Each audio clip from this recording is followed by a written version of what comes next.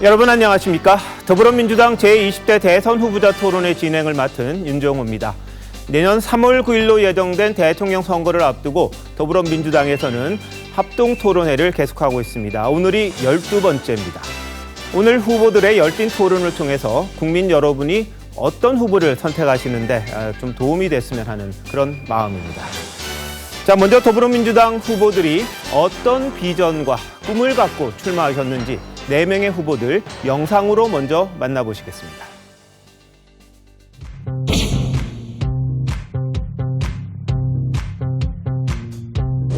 용기와 결단으로 약속을 지키고 실천하고 개혁해왔습니다. 성과로 제 실력을 증명했습니다. 저를 믿어주십시오.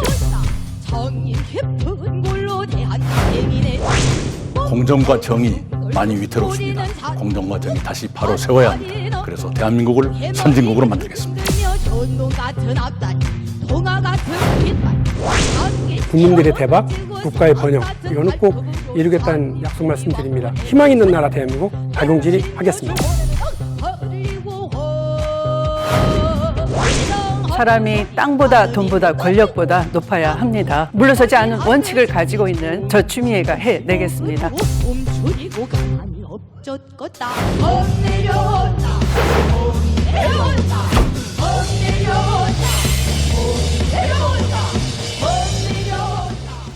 네, 영상으로 만나보셨는데요. 오늘 후보들의 발언 순서와 좌석 배치는 더불어민주당 층에서 사전 결정한 바에 따랐음을 알려드립니다. 효율적인 토론을 위해서 발언 시간 엄수해 주시고요. 주어진 시간이 초과되면 발언을 중단시킬 수도 있습니다. 마이크도 꺼질 텐데요. 10초 전부터는 카운트다운도 합니다. 자, 본격적인 토론에 앞서 첫 코너 저희들이 하나 준비해봤습니다. 어떤 대통령이 될 건지 나는 네모 대통령이 되겠다 순서입니다. 내가 대한민국의 20대 대통령이 되면 어떻게 하겠다는 포부라든지 또 국민들과는 어떤 약속을 하겠다는지 그 약속을 한 단어로 표현해 주시면 되는데요. 발언 순서는 가장 왼쪽에 계시는 박용진 후보부터 시계 방향으로 돌아가면서 진행하겠습니다. 자, 박용진 후보 팻말 세워주시고요. 설명해 주십시오. 1분입니다.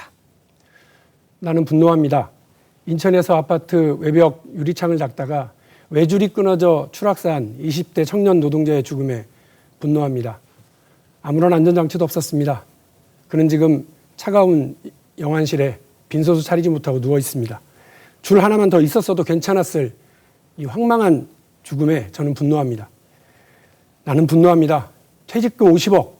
아파트 헐값분양, 권력과 수사권을 쥔 사람들의 그 자녀들이 물려받았던 이 불공정한 부의 대물림과 황당한 일확천금에 분노합니다. 나는 분노합니다. 대장동 땅을 쥐어짜 만든 천문학적 돈으로 강남에 수백억짜리 건물을 사고 서민의 피눈물을 쥐어짜 만든 돈으로 뇌물과 불로소득을 나눠 먹고도 당연한 보상이었다고 우리의 분노를 조롱하는 저들의 뻔뻔함에 분노합니다. 저는 분노에 마땅한 일에 분노하고 무너져 마땅한 것을 허무는 대통령, 불공정과 불평등에 맞서는 용기 있는 대통령이 되겠습니다. 네, 시간 딱 맞춰주셨고요. 다음은 이낙연 후보 차례인데요. 팻말 올려주시고 1분 동안 설명해 주시면 되겠습니다. 시작해 주시죠. 네, 많은 국민들의 삶이 불안합니다. 특히 소상공인 자영업자들은 생존 자체가 위태롭습니다. 비정규직과 청년들, 여성들의 삶도 매우 위험합니다. 저는 국민 개개인의 삶을 지켜드리는 대통령이 되겠습니다. 내 삶을 지켜주는 나라 꼭 만들겠습니다. 그런데 불행하게도 우리 부정부패 세력이 국민의 상식을 짓밟고 서민들의 삶도 짓밟고 있습니다. 국민들의 삶을 바로 그분들이 위협하고 있습니다. 그런 부정부패 세력을 척결하겠습니다. 이번 대장동 사건은 국회, 정부, 법조, 언론, 지자체까지 총동원된 전대미문의 부정부패 사건입니다. 그걸 척결하겠습니다. 그걸 척결하려면 그런 사건들, 그런 문제들로부터 당당한 저 이낙연이 적합하다고 생각합니다. 부정부패 없는 사회, 그리고 서민들이 꿈을 꿀 수 있는 그런 사회, 국민 개개인의 삶을 지켜주는 나라 꼭 만들겠습니다. 네, 수고해 주셨고요. 다음은 추미애 후보 순서인데요. 팻말 올려주시고 왜 그런 대통령이 되겠다는지 1분 동안 설명해 주시면 되겠습니다. 시작해 주시죠. 네, 개혁은 차갑고 날카로운 것일까요? 그렇지 않습니다. 개혁이야말로 세상에서 가장 따뜻한 일입니다. 세상을 밝고 환하고 따뜻하게 만드는 일입니다. 개혁은 부당하고 불공정한 고통을 없애는 일이기 때문입니다. 아시겠지만 고통은 사회적 약자나 서민에게 집중됩니다. 그래서 개혁을 추진하는 과정에서는 날카롭고 차가울 수는 있어도 최종 목표는 따뜻한 봄과 같은 일입니다. 우리가 만일 개혁을 외면하고 주저하고 포기한다면 불공평, 불평등, 양극화에 고통받는 대다수 국민의 삶을 포기하게 되는 것입니다. 그 순간 어떤 공직 자리도 그저 출세거나 아니면 개인의 영달을 위한 수단이 될 뿐입니다. 그런 세상 이제 끝내야 합니다. 세상을 높이는 사람을 높이는 세상, 그리고 사람을 높이는 나라, 따뜻한 개혁. 저 추미애에게 힘을 모아 주십시오. 네, 아주 정확하게 또 맞춰주셨고요. 자, 마지막으로 이재명 후보 순서인데요. 팻말 올려주시고 어떤 대통령이 되시려는지 1분 동안 설명해 주시기 바랍니다. 시작해 주시죠. 존경하는 국민 여러분, 얼마나 힘드십니까? 세상이 양극화라는 이름으로 격차가 엄청나고 또 불공정, 불평등으로 모두가 힘들어하고 있습니다. 이 불평등과 불공정 때문에 경제도 성장을 하지 못하고 침체되고 있습니다. 제가 한다면 앞으로 공정한 나라로 바꾸겠습니다. 불공정이 없고 누구나 공평한 기회를 누리는 그런 세상으로 바꾸겠습니다. 성장하는 나라로 만들겠습니다. 지금 모든 갈등과 문제의 원천은 성장이 지체되면서 생긴 기회 부족입니다. 젊은이들도 과감하게 도전할 수 있는 성장하는 나라로 만들겠습니다. 국민이 정치를 걱정하지 않고 정치가 국민을 걱정하는 그런 정상적인 나라로 만들겠습니다. 우리가 바라는 세상은 억강부약의 세상입니다. 강자들의 일방적 횡포를 억제하고 약자들이 함께 어우러져 살 수 있는 그런 대동 세상을 만들고 싶습니다. 네. 정말 다들 시간을 딱딱 맞춰주셨습니다. 그동안 토론에서 얼마나 베테랑이 되셨는지를 알겠는데요. 우리 국민 여러분들께서도 어떤 대통령이 되시려는지 후보님들의 포부를 잘 들으셨으리라고 생각이 됩니다. 자, 첫 번째 주도권 토론 시작하겠습니다. 첫 번째 토론은요, 정책 토론입니다. 이 사회, 교육, 복지 분야에 한정해서 토론하도록 하겠는데요. 각 후보가 돌아가면서 토론의 주도권을 쥐고 상대방을 지목해 토론해 주시면 됩니다. 시간은 7분간인데요. 최소 2명의 후보를 지목하셔서 질문하시고 상대 답변을 들어가면서 토론을 이어갈 수 있도록 해주시기 바랍니다. 만약에 답변이 길어지면 중단을 시킬 수도 있는데요. 다만 질문은 1분, 답변은 30초를 보장하셔야지 주도권 토론이 제대로 될 것 같습니다. 혹시 답변 시간이 주어지지 않을 경우에는 조율에 나설 수 있고요.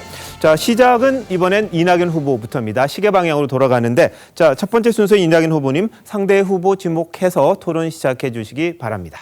네, 먼저 유치원 3법 통과의 주역이신 박용진 후보께 묻겠습니다. 돌봄 국가 책임제에 관한 것입니다.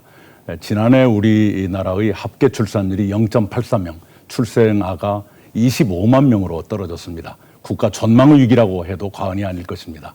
그래서 이런 문제를 해결하는 여러 방법 중에 하나로 저는 만 5세까지 매달 100만 원씩 양육비를 지원하겠다는 공약을 내놨습니다마는 그와 동시에 어린이집과 유치원의 그 질을 개선하고 또 처우를 좋게 해주면서 동시에 보육교사 한 분당 아이들 숫자를 더 줄여서 3 내지 5명까지 줄이는 방법을 장기적으로 제시하겠습니다만 그렇게 함으로써 돌봄을 충실히 하겠다. 그리고 초등학교는 온종일 초등학교제로 바꿔서 2025년까지는 일단 오후 4시까지 어디선가 아이들을 돌보고 2030년쯤 되면 부모 중에 한 분이 퇴근하는 시간까지 돌보도록 하겠다. 이런 생각을 가지고 있는데 혹시 어떻게 생각하십니까? 좋은 거는 우리 이낙연 후보께서 다 얘기하셨으니까 저는 혹시 우리가 놓치고 있는 거 없는지 잠깐 말씀드릴게요. 유치원 3법 할 때 사실은 이게 뭐 회계 투명성을 좀 뭐 정착시키자라고 하는 얘기였기 때문에 지금은 사립유치원 원장님들도 다 끄덕끄덕 하시고 있습니다. 다만 중요한 거요. 사립유치원 교사들의 처우를 좀 높여줘야 될 필요가 있다. 그래서 거기에 대한 지원을 좀 해야 될 것 같고요. 또 하나는 그 국공립 유치원에 대한 우리 학부모들의 불만이 상당히 많으세요. 두 가지 때문인데 하나는 그 통학 차량을 운영하지 않고 있고요. 그리고 또 하나가 그 종일반 운영을 안 하고 있습니다. 이 부분을 좀 우리가 좀 적극적으로 지원하고 재정 마련을 해서 국공립 유치원의 질도 좀 높이고 그리고 또 하나는 그 유보 통합, 그래서 보육과 교육을 같이 할 수 있는 그런 시스템을 다음 우리 민주당 정부에서 꼭 만들어야 되겠다는 생각입니다.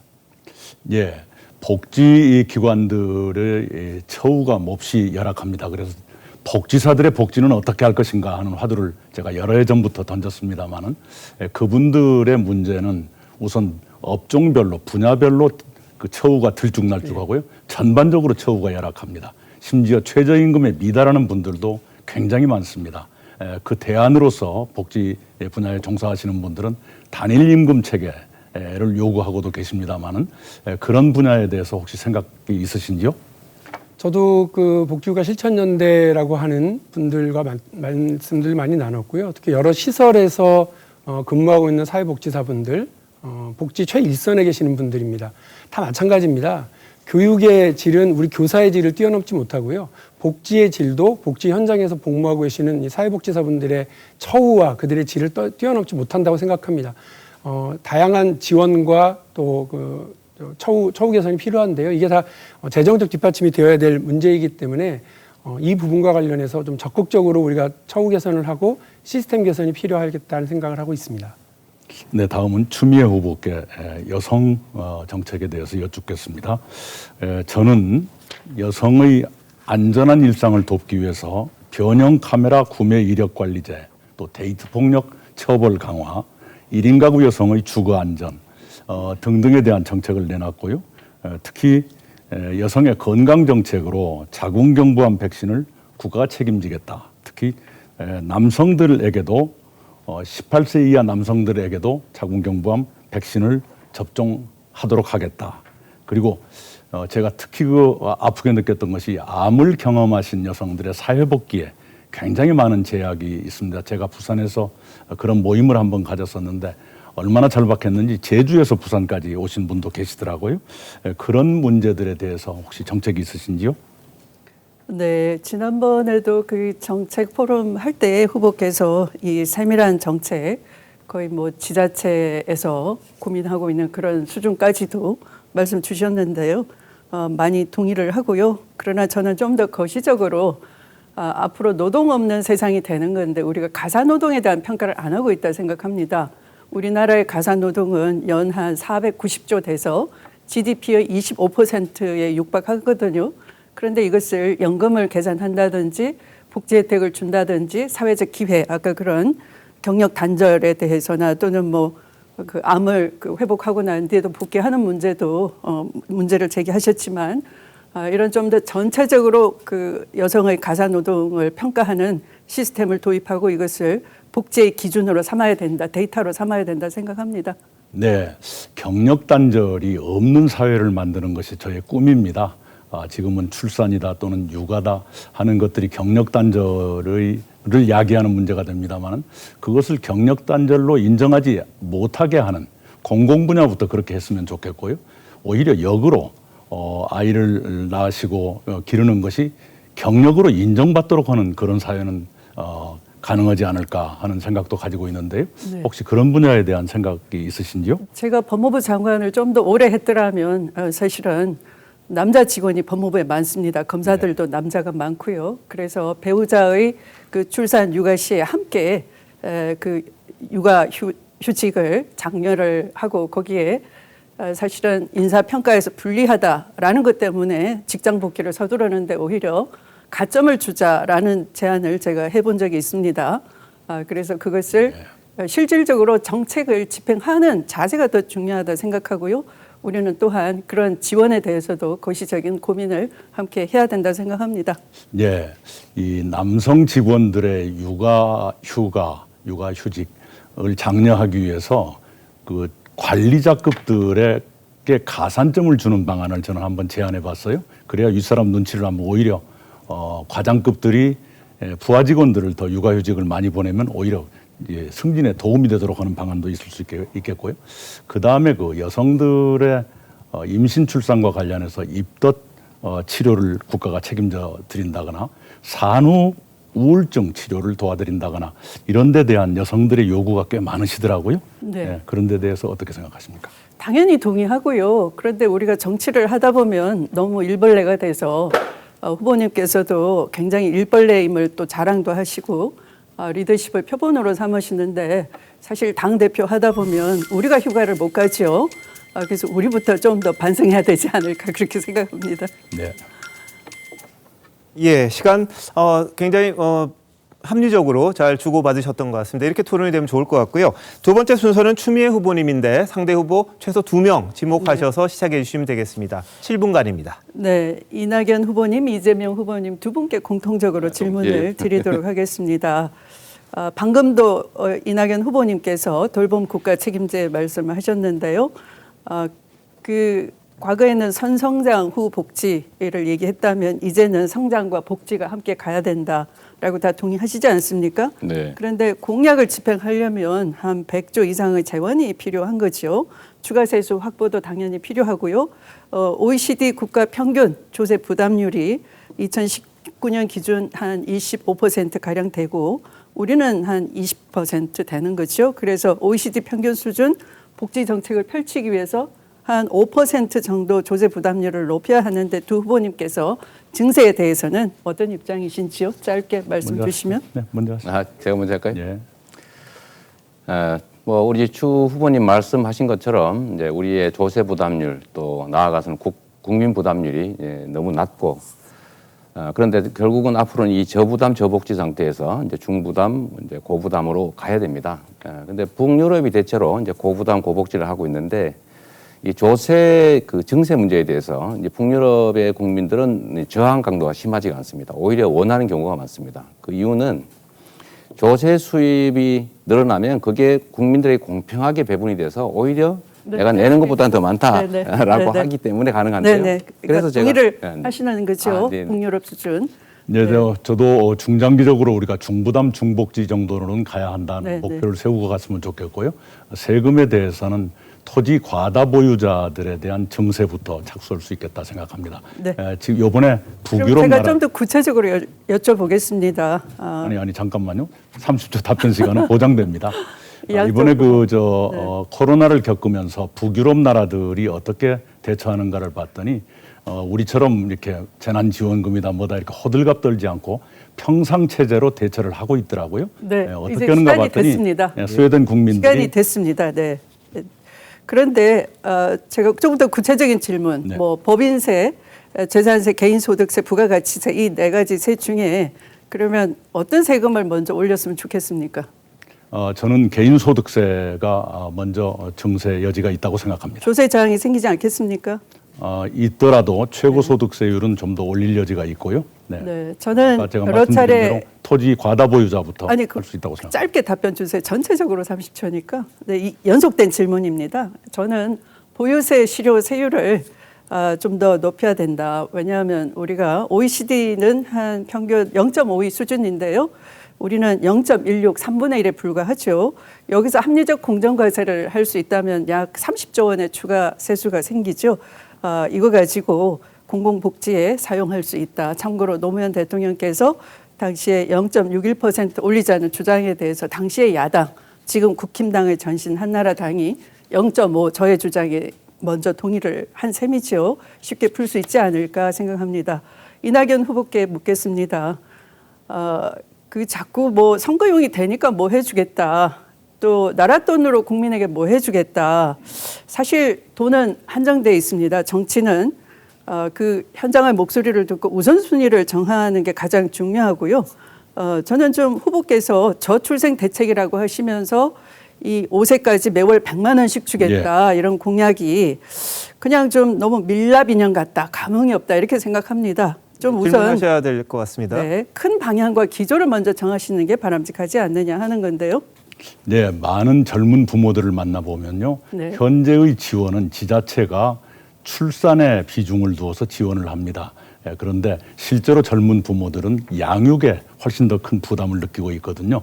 그래서 초등학교에 입학할 때까지 파격적으로 월 100만 원씩의 양육비 지원이 필요하고요. 특히 한부모 가정은 거기에 좀 더 얹어서 지원해 드리는 것이 옳겠다. 이렇게 판단하고 있습니다. 교육에 대해서 다시 여쭙겠습니다. 우리가 6월부터 이제 6월에 국가교육위원회법이 통과됐지요. 내년에 출범하게 되는데요. 이게 20년 묵은 수건 사업이었습니다.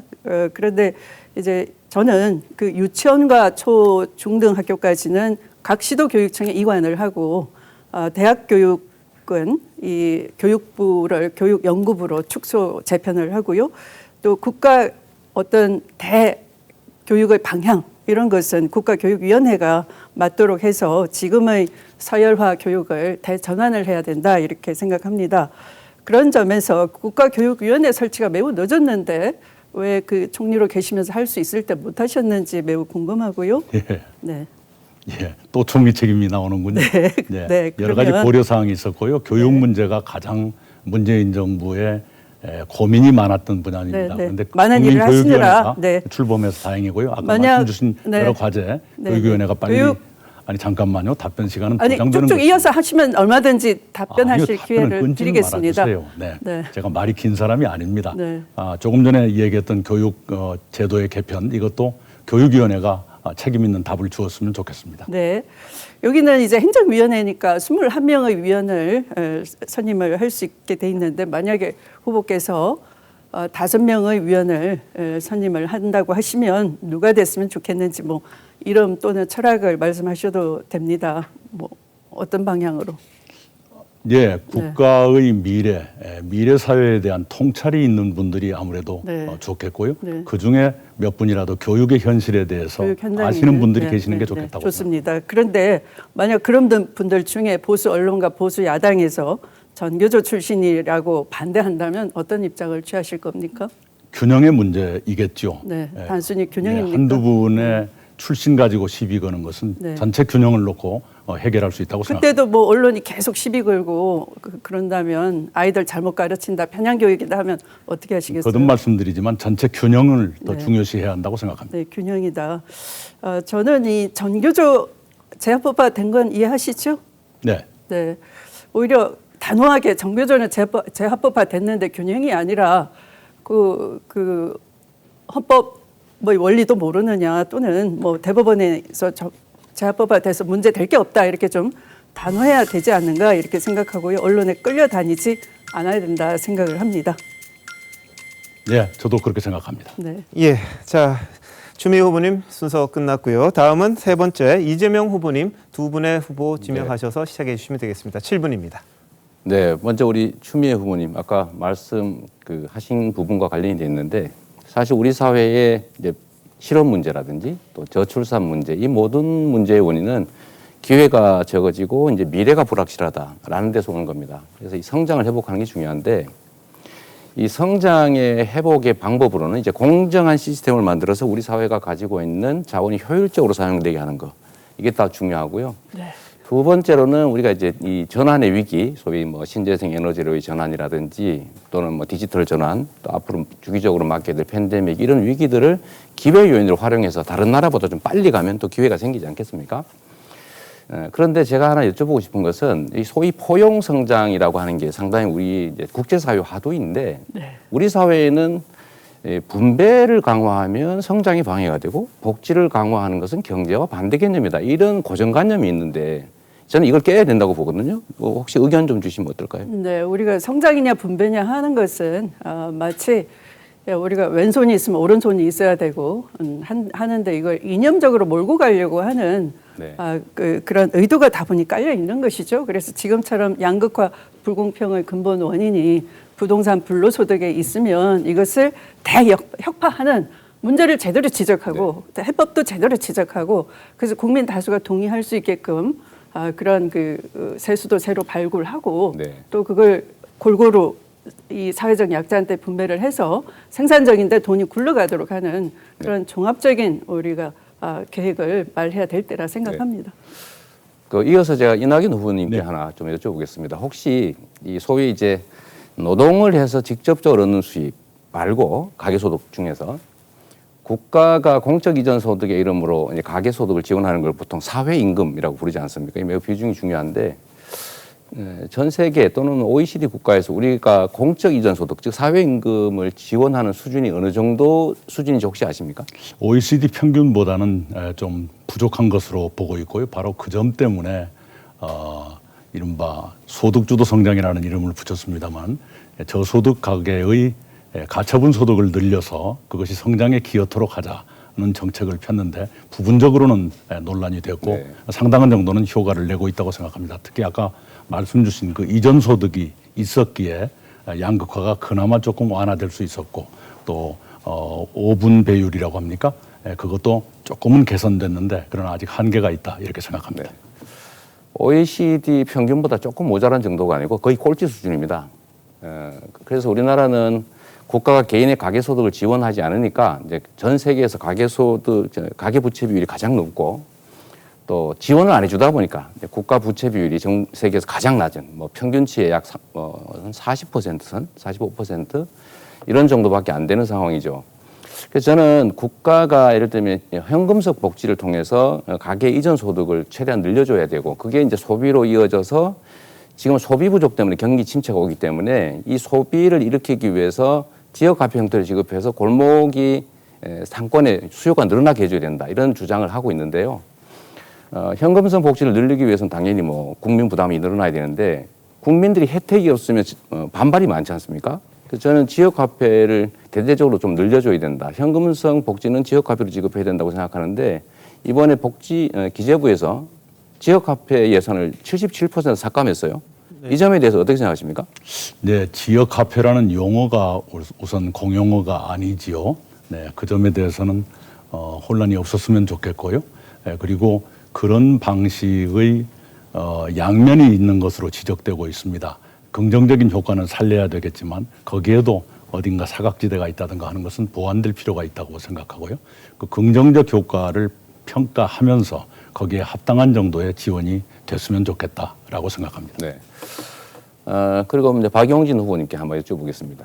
우리가 이제 과거의 고도 성장 시기에는 국가 재정을 공급 부분에, 즉 기업 지원에 집중을 하면 투자금이 부족하던 시대니까 그게 이제 공급을 원활하게 하고 그게 또 고용을 늘리고 가계소득을 늘리고 수요를 늘려서 이 선순환이 가능한 사회였어요. 소위 이제 낙수 효과가 있는 시대였죠.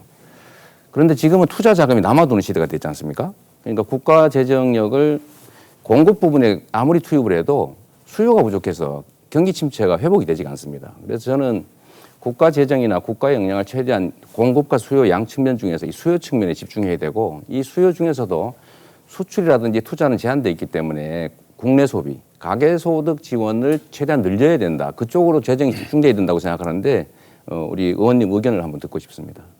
경제학적으로 약간 다른 결과 주장이 있습니다. 그래서 지금 이재명 후보가 말씀하시는 유효 소비를 위한 소득을 좀 높여주는 건 아주 오래된 케인즈주의적인 접근인데요.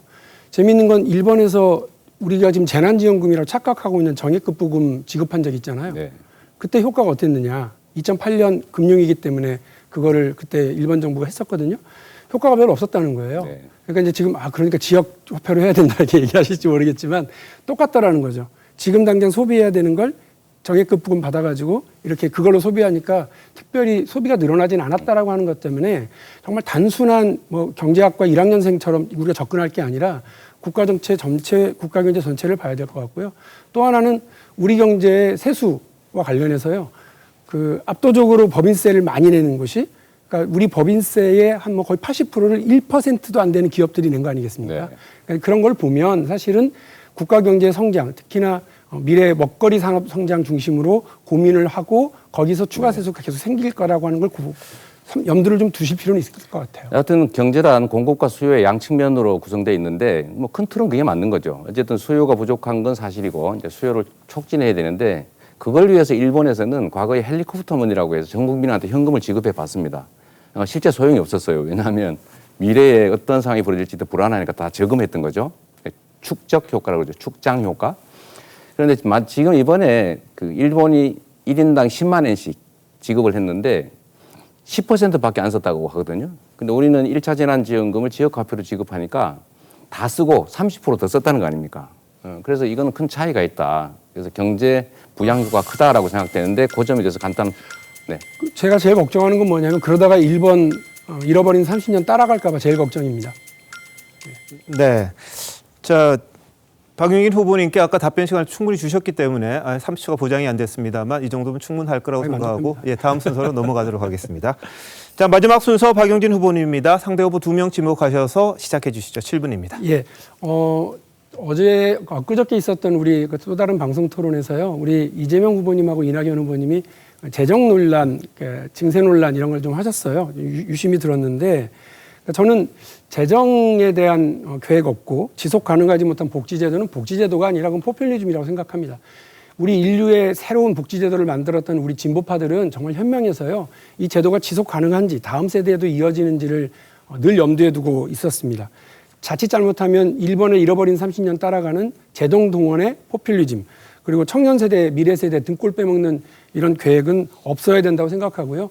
당장의 표 때문에 박수 받으려고 이렇게 그 인기 영합주의의 어떤 정책을 내놓는 건 책임 있는 정치인이 할 일은 아니라고 생각하는데 이제 기본소득과 신복지 논쟁을 하면서 저 이재명 후보가 말씀하신 걸 들으면서 좀 깜짝 놀랐어요. 저는 계산을 안 해봤는데 신복지와 관련해서 일부 제도가 1년에 60조가 더 들어간다는 거 아닙니까? 그렇지 않습니다. 그럼 그 관련해서 잠깐 말씀을 좀 부탁드리겠습니다. 예, 저희들이 계산하기에는 노인 기초연금을 일단 현행 대상께 월 50만 원으로 올리는 것까지를 포함했을 때 22조 정도를 보았고요. 거기에 이제 만 5세까지의 양육비 지원 합치니까 약 30조 정도 기존 복지 예산에 추가되는 것입니다. 그렇게 추산이 됐고요. 1년에 그만큼 더 들어간다는 말씀이시죠. 그러니까 이제 그 두 가지만 말씀하셔도 합쳐서 52조인데요. 제 걱정은 뭐냐면 지금 다들 우리 저 이재명 후보님도 그렇게 생각하시던데요. 복지 후진국이다 대한민국. 근데 지금 상황은 맞습니다. 왜냐하면 OECD 평균 그 GDP 대비 복지 지출비가 얼마냐 요걸 보면 우리가 OECD 평균의 한 60%밖에 못 채우고 있는 건 사실입니다. 그런데 우리나라의 인구 고령화 속도가 너무 빨라요. 가만히 아무런 제도를 추가하지 않고 가만히 앉아 있어도 10년 뒤면 OECD 평균을 확 추월해 버립니다. 이 말씀은 뭐냐면 이 엄청난 재원을 감당할 만한 이 준비는 어떻게 될 것이냐.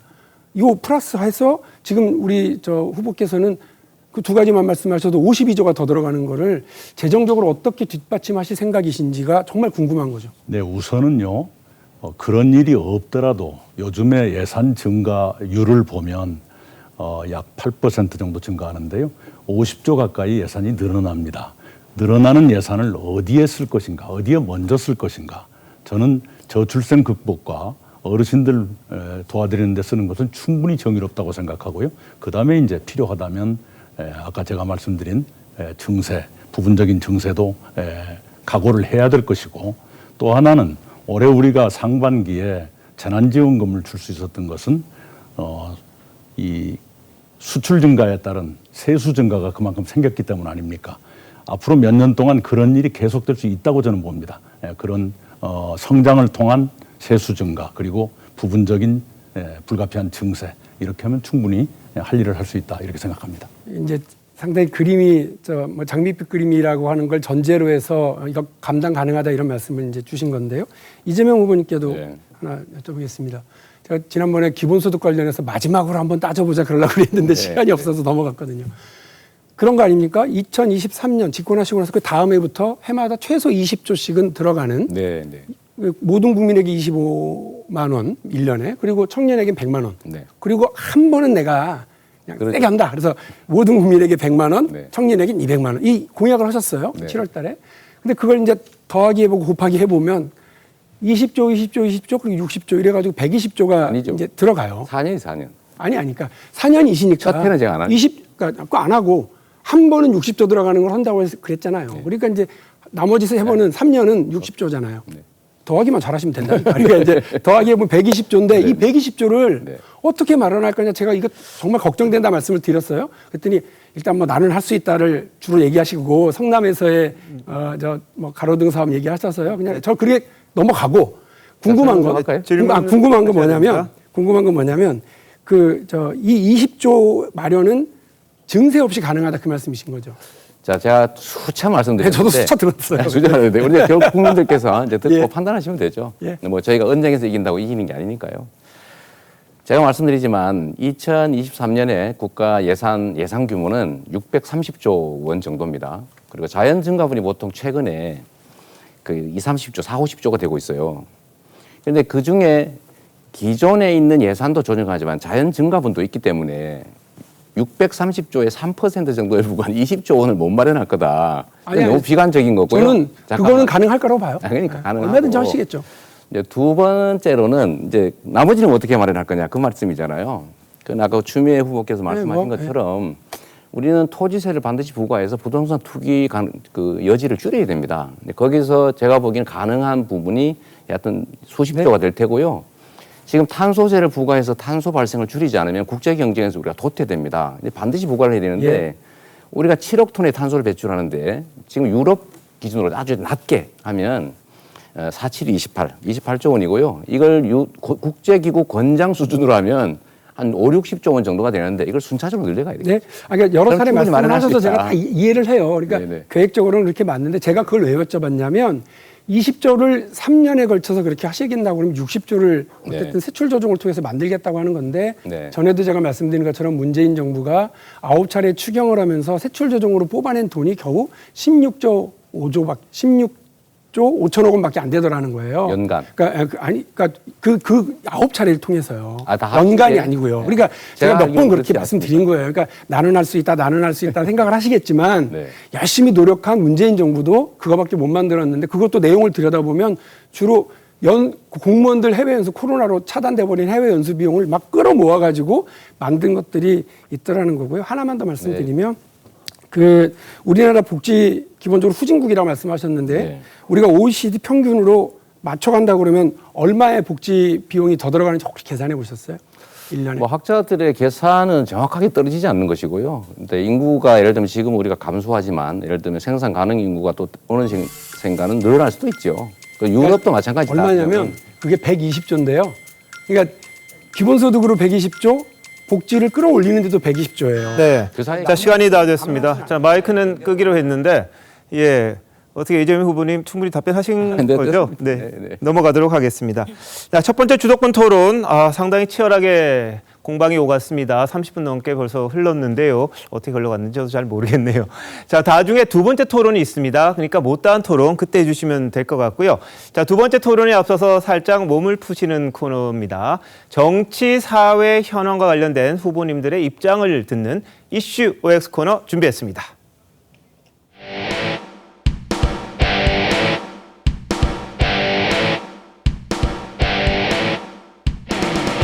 정치, 사회 이슈와 관련해서 3개의 질문을 저희가 준비했습니다.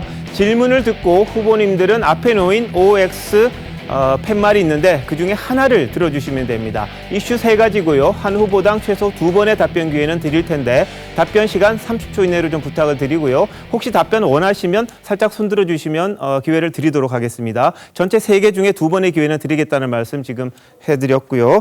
자, 그럼 첫 번째 질문 보시겠습니다. 대장동 이슈, 민주당에는 선거에 호재다. 민주당의 이번 선거에 나쁜 영향 안 미칠 것 같으면 O를 들어주시면 되고요. 좀 안 좋다 싶으면 X를 들어주시면 되는데 꽂아주시죠. 네, 2대2로 나눠줬는데 추미애 후보님이 손을 드셨으니까 먼저 기회를 드릴게요. 호재다 이렇게 보시는 거죠? 네. 사실은 국민들께서 지대개혁 그러면 잘 이해가 와 닿지가 않았습니다. 대장동 사건을 보면서 이 검찰과 언론 그리고 법조와 이 정치, 재벌의 카르텔을 보고 추미애가 평소에 지대개혁 하더니 이런 사태를 미리 예견했구나 이렇게 생각하실 거예요. 그래서 말씀드린 것처럼 우리가 부동산 토지 집중 막아야 된다. 지대개혁 해야 된다. 동의하실 겁니다. 알겠습니다. 네. 자, 이번에 이낙연 후보님 그럼 이번 선거에 악재라고 보시는 것 같은데 설명해 주시죠. 30초입니다. 우선은 굉장히 복합적인 비리입니다. 그래서 이것을 진상을 규명하기가 만만치 않은 문제일 텐데 그것이 문재인 정부 시기에 있었다고 하는 것이 우선은 큰 짐이 되고요. 또 하나는 우리 이재명 후보께서 성남시장 하실 때 생긴 일이다. 이것 또한 짐이 되겠죠. 그 점에서 최소한 호재는 아니다. 이렇게 생각합니다. 알겠습니다. 자, 이번에 이재명 후보님 입장도 들어야 될 것 같아요. 네, 설명해 주시죠. 여러분들 보시는 것처럼 공공개발을 막고 민간개발이 100% 이익을 취하려고 했던 세력이 국민의힘이고 그 공공개발을 해보겠다고 5년을 싸운 게 저 이재명이고 그걸 끝까지 막아가지고 결국 민간개발이 참여하지 않을 수 없게 만든 것도 국민의힘이고 또 그 속에서 이 민간 개발업자들이 가진 투기익을 취한 것도 국민의힘이기 때문에 국민 여러분들께서 이 공공개발을 꼭 해야 되는구나, 이재명이 열심히 했구나, 민주당이 괜찮구나 생각하실 겁니다. 네. 자, 이번에 2대2로 갈렸기 때문에 박용진 후보님의 말씀도 들어보겠습니다. 저는 이 표현 자체 별로 동의를 못 하겠어요. 국민들 피눈물 나는 이 일을 가지고요. 정치적으로 호재다 이렇게 생각하는 것 자체가 좀 신뢰가 된다고 생각을 합니다. 아까 이낙연 후보 말씀하신 것처럼 우리가 여당이라 무한 책임이 있어요. 그래서 이거를 뭐 우리가 아니다라고 진영 논리로만 단순히 나눠서 보는 거는 국민들 보시기에 별로 달갑지 않으실 것 같고요. 수서비리 때도 사실은 야당에게 야당이 그때 평민당이었는데 야당에게도 그 관련자들이 있어서도 난처했었는데 네. 지금도 야당에게도 있더라고요. 예, 좀 아쉽겠습니다만 일단 네 분의 후보님 이야기를 다 들었습니다. 자, 그럼 두 번째 질문 들어가겠습니다. 대선 경쟁자로 윤석열보다 홍준표가 낫다. 홍준표 후보가 더 낫다고 생각하시면, 또 수월하다고 생각하시면 O, 윤석열 후보가 수월하다고 싶으면 X 이렇게 들어주시면 됩니다. 꽂아주시죠. 윤석열이 더 나은 게? 예, 윤석열 후보가 낫다 싶으면 O를 하시면 됩니다. 예, 이것도 예, 2대2로 갈라지시네요. 윤석열 후보가 나은 죄송합니다. 윤석열 후보보다 홍준표가 낫답니다. 죄송합니다. 그 반대로 해야 홍준표가 되겠네요. 낫다. 홍준표가 낫다가 아니고. 예, 다시요. 홍준표 후보가 더 낫다 이건데 추미애 후보님 또 말씀하시고 싶은 것 같은데 말씀해 주시죠. 사실은 윤석열 후보는 제가 꽝 잡는 매다해서 거의 다 잡아놨기 때문에 후보가 될 수 없을 것 같고요. 홍준표 후보에 대해서는 제가 좀 인정을 베풉니다. 사법연수원 동기고요. 같은 반에서 수업을 했기 때문에 열심히 하셔서 야당의 후보가 돼 주십시오. 제가 한번 붙어보겠습니다. 알겠습니다. 자, 그러면 이번에도 들어볼게요. 이재명 후보님 어떻게 생각하시는 건지. 저는 홍준표 후보님이 매우 강력한 후보가 될 것이다, 이렇게 생각했는데 최근에 보니까 이 청약통장을 집 있어야 만드는 줄 알고 계시거나 아니면 예를 들면 철학적으로 부정식품을 만들 자유를 줘야 된다. 이거는 자유주의자도 아니고 방임주의자거든요. 그런 여러 가지 문제들을 보니까 특히 이제 정의로운 검사인지에 대한 신뢰까지 깨지고 있어서 국민들께서 오히려 더 평판이 나빠지지 않을까 해서 더 쉽게 생각이 됩니다. 알겠습니다. 자, 이 질문은 두 후보님께 듣고요. 마지막 세 번째 이슈로 그럼 넘어가도록 하겠습니다. 자, 마지막 질문입니다. 지금 국민의 관심사가 가장 큰 사안이 부동산이 아닐까 싶습니다. 자, 질문 들어갑니다. 지금 집값은 사실상 꼭지점이다. 다시 말하면 팔아도 될 때다. 이렇게 생각하시면 O, 아니다, 더 오를 거다. 이렇게 생각하시면 X를 들어주시면 되겠습니다. 자, 이번 기회는 이낙연 후보와 박용진 후보께 드려야 될 텐데 이낙연 후보님 먼저 이야기해 주시겠습니까? 예, 지금이 될지 아니면 가까운 장래가 될지 모르지만 부동산이 한없이 오르지는 않을 것이다라는 전망이 많고요. 그리고 지금 같은 재정 운영 또는 유동성의 상황이 계속되지는 않을 것이다. 또 금리 정책도 지금과는 달라질 것이다. 라고 하는 점에서 부동산 값의 상승이 계속되지는 않을 수 있다. 이렇게 봅니다. 네, 박용진 후보님은 지금이 꼭지점이 아니다 이렇게 보셨는데. 네, 그러니까 우리 이낙연 후보님처럼 얘기하면 안 되죠. 왜냐하면 언제가 될지 모르겠죠. 이렇게 얘기하시니까 저는 지금 요 시점을 얘기하는 건데 네네. 지금은 뭐 공급 자체가 지금 거의 안 되고 우리가 공급 계획은 발표를 했지만 구체적으로 공급을 어떻게 할지에 대한 시도가 들어간 데는 거의 없기 때문에 이와 관련해서는 공급으로 인한 부동산 가격 인상은 계속될 수밖에 없고 국민들이 새 집, 새 아파트 자꾸 찾는 경향들이 있기 때문에 단순한 것이 아니라 적극적 공급 정책이 우리한테 더 필요하다라고 하는 말씀을 먼저 드리겠습니다. 알겠습니다. 자, 현안에 대해서 우리 후보님들이 어떤 생각을 갖고 계신지 알아보기 위해서 저희들이 이슈 OX 코너를 한번 만들어 봤고요. 후보님들의 센스 있는 답변도 들을 수 있어서 좋았습니다. 자, 다음은 오늘 토론에서 가장 뜨거울 걸로 보이는 코너죠. 두 번째 주도권 토론 시간입니다. 첫 번째 토론과 형식은 같습니다만 질문 주제를 아까는 제안을 했습니다. 하지만 이번에는 자유롭게 주제를 택하셔서 하시면 되고요. 방식은 똑같습니다. 2명 이상의 후보를 주도권을 주신 후보가 지목해서 상호 토론하시면 되는데 시간은 1분을 좀 늘렸습니다. 8분 동안이니까 8분 동안 넉넉하게 토론을 하시면 되겠습니다. 자, 첫 번째 순서는 이번에 추미애 후보님부터 시작해서 시계 방향으로 돌아갈 텐데요. 자, 추미애 후보님 두 분 지목하셔서 8분 동안 시작해 주시면 되겠습니다. 네, 대장동 사건이 사실 부패 기득권 카르텔이고요. 기득권 동맹이죠. 그런데 그 일부를 공공으로 환수했다라는 우리 이재명 후보는 나름 선방한 것이 아닌가. 저는 그 생각은 변함없습니다만 오늘 그 한겨레 신문 보도를 보니까요. 이 민간 사업자 선정에서부터 이익 배분 협약이 이르는 전 과정에서 후보자의 측근이라고 하는 유동규 성남도시개발공사 기획본부장이 관여한 사실이 내부 문건을 통해서 확인됐다 하는 보도를 봤습니다. 혹시 보도 보셨습니까? 저도 그 기사는 봤습니다만 네. 그 그런데 그분이 제가 뭐 제 질문으로- 측근이라고 하는 건 좀 지나치신 것 같고요. 네. 산하기관의 네. 그 직원 중에 한 사람. 네, 질문을 계속 드리도록 하겠습니다. 네.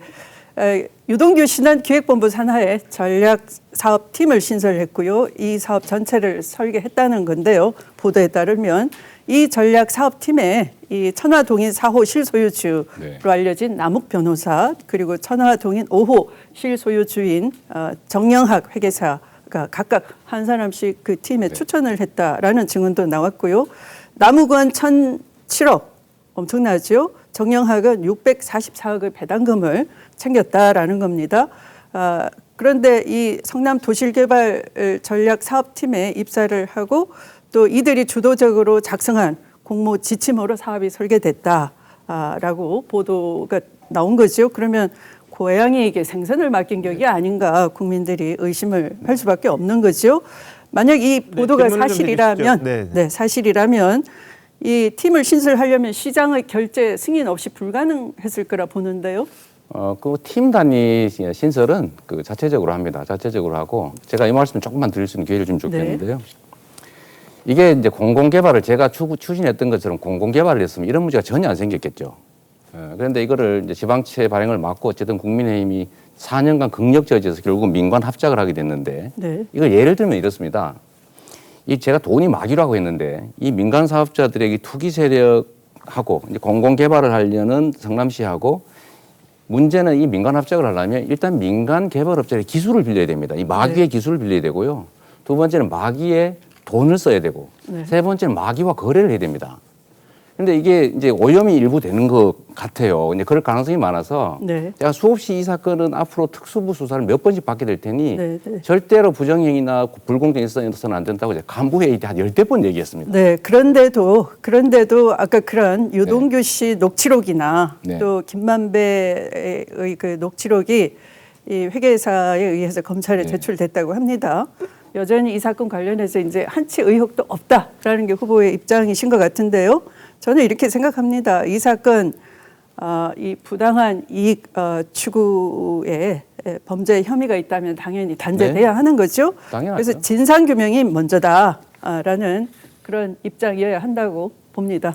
그래서 제가 이제 우리 그 이낙연 후보님 말씀하시는 합동수사본부든 뭐든 해서 최대한 빨리 이 진상을 규명하고 책임을 묻고 그 책임을 물을 때는 피와 가릴 것 없이 공평하게 해야 된다는 말씀이고요. 그리고 그 부분은 또 우리 이낙연 후보께 여쭙도록 하겠습니다. LH 투기 사건에 있어서도 합동수사본부 설치됐지 않습니까? 그런데 합수본 구성해서 1,560명이라는 대규모 수사 인력이 거기에 투입이 됐어요. 그런데 수사 대상이었던 13명의 국회의원은 다 빠져나갔습니다. 그리고 겨우 4, 5급 지방공무원 좀 몇 사람 잡았다 뿐이에요. 그래서 시간만 끌고 성과는 부족했다 이런 평가가 있습니다. 그런데 이 자꾸 지금도 그 합수부 주장을 하셨고 또 그렇게 한다면 수사 현장을 혼란하게 하는 것이고요. 국민의힘은 적반하장으로 이걸 특검하자 하는 것인데 제 생각에는 특검이나 합수부가 됐든 뭐든 간에 이게 시간만 끌고 국민 눈속임하는 거 아니냐라는 생각이고요. 이것은 자금 흐름만 제대로 추적한다면 즉시에 그 단칼에 끝나는 수사가 아닌가. 그래서 수사 분위기를 집중해 주는 게 더 필요하다 보는데 어떻게 생각하세요? 네, 그동안에 경찰이 5개월 동안 수사했는데 뭘 했는지 모르겠고 더구나 김만배라는 사람을 보도에 따르면 그렇습니다. 넉 달 전에 한번 수사했다가 다시 불렀다. 입맞출 또는 증거인멸할 시간을 준 것 아니냐 하는 의문까지 제기되고 있어요. 그런 일이 없도록 하려면 상호 견제와 체계적인 수사가 가능한 합동수사본부가 필요하다고 봤고요. 네. 국회의원들이 모두 빠져나간 것은 정치의 책임이겠죠. 합수부의 책임은 아니라고 생각합니다. 김만배의 누나 윤석열 부친 사이에 부동산 이루어졌다는 거 보도 보셨죠? 네. 네. 그 당시는 검찰총장으로 윤석열 후보자가 임명되던 시기였고요. 누가 보더라도 상당히 의혹스러운 건데 이걸 우연이라고 퉁치고 있는 거죠. 혹시 이를 처음 제기했던 언론사가 후보에 대해서도 여러 차례 비판적인 그런 보도를 했는데 혹시 후보께서 여기에 대한 언급이 전혀 없으시던데 그 언론사 때문에 그런 건가요? 그렇지는 않고요. 네. 이번 그 윤석열 씨 아버지 집에 대해서는 양쪽의 주장이 엇갈리고 있어서 조금 더 지켜보고 있습니다. 지켜보신다. 그런데 네. 대체로 사실인 것 같은데요. 네. 그렇다면 윤석열 씨가 공직자로서의 자격에 심각한 의문이 네. 생기는 것이고요. 그다음에 그걸 사고자 했던 사람들은 어떤 의도로 그렇게 했을까? 대법관 출신, 검찰총장 특검 출신까지 하고 현직 검찰총장까지 네. 무엇을 보호하기 위해서 그렇게 많이 얼그려고 네, 했던가? 네, 네. 이것도 조사 대상이라고 생각합니다. 그런데 이 대장동 사건으로 사실은 윤석열 국기문란 사건, 청부고발 사건이 가려졌죠. 그래서 윤석열 사건도 이제 와서 사실은 국정조사하자라고 하는 거지 않습니까? 네. 근데 이건 저는 처음부터 이건 디지털 증거에 의해서 빠른 수사가 필요하다. 신속한 수사를 주장해 왔어요.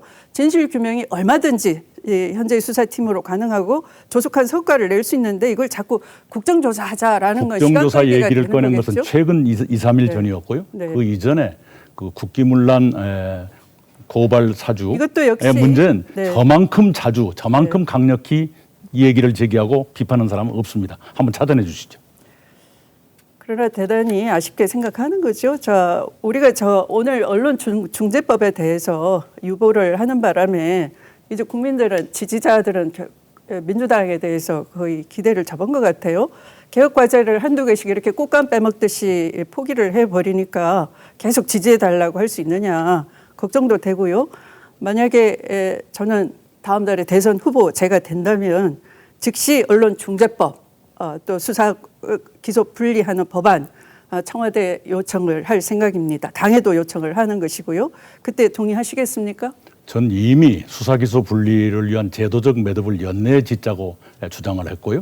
그다음에 징벌적 손해배상제는 찬성한다는 입장을 밝힌 바가 있습니다. 이 후보께서는 얼마 전에 또 백령도 공항 그 신설 약속을 하셨는데요. 여러 군데 다니시는 데마다 공항 신설을 약속을 하시더라고요. 그런데 또 이재명 후보께서는 우리가 탈탄소 사회로 가야 된다. 탄소 거래세도 도입하자 이렇게 다른 방향의 말씀을 하시고 저도 역시 기후정의를 얘기하고 있는데 계속 지역마다 다니면서 공항 공약 너무 남발하시는 거 아닙니까? 아닙니다. 거기에 사시는 분이나 거기에 여행하시는 분들의 교통복지도 생각해야 합니다. 네. 자, 8분. 빨리 지나갔습니다. 엄청 빨리 지나갔는데. 자, 두 번째 순서 이제 이재명 후보님 두 분 지목하셔서 8분 동안 토론해 주시기 네. 바랍니다. 제가 이낙연 후보님부터 네. 먼저 좀 아까 말씀하셔서 제가 여쭤보겠습니다.